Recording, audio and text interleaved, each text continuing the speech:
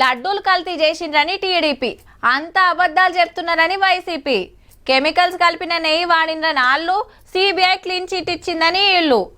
ఆంధ్రాల సర్కారు మారిన కాంచెలి గిదే లడాయి నడవబట్టే చెకింగ్లు, ఎంక్వైరీలు, రిపోర్టులు, ఆంధ్ర అసెంబ్లీలో పవర్ పాయింట్ ప్రెజెంటేషన్లు. గా లడ్డూ లడాయి ఒడవక ముందే ఇగో గిది.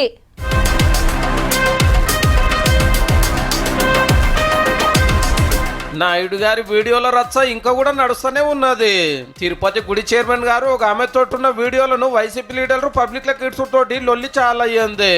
అసలు కొన్ని చోట్ల వీడియో మార్పింగ్ చేయడం జరిగింది. ఆ చేసే గాడిదలు సరిగా కూడా చేయలే. మళ్ళా నేను ఎన్నిసార్లు చూసినా అందులో నాకేం తప్పు కనిపించలే. ఈ ఏఐ టెక్నాలజీకి సంబంధించిన అనేక మంది నిపుణులతో నేను మాట్లాడటం జరిగింది.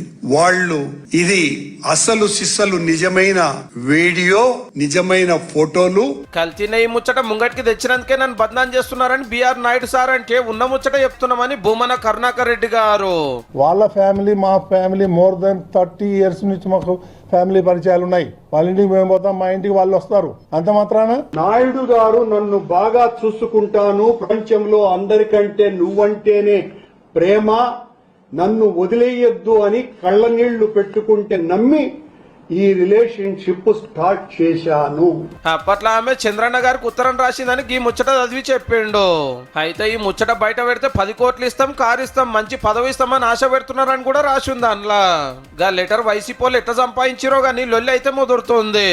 కించిత్తన్న నైతిక విలువలు ఉండి ఉంటే ఈ సంఘటన జరిగిన తర్వాత మౌనంగా మీ పదవికి రాజీనామా చేసి ఉండాల. వాని అబ్బా సొత్తా టీటీడీ నేను రిజైన్, నువ్వు నాకు ఇచ్చావా టీటీడీ చైర్మన్ నేను రిజైన్ చేయడానికి? ఐఎమ్ వెరీ స్ట్రాంగ్, తగ్గేదే లేదు. టీటీడీ చైర్మన్ గారి మాట ఇట్లా, మాజీ చైర్మన్ గారి మాట అట్లా. తిరుపతి వెంకన్న స్వామి గుడి కమిటీ పేపర్ మీద ఇంత రచ్చ నడుస్తుంది కాబట్టి సర్కార్ ఏం చేస్తుందో చూడాలి మరి.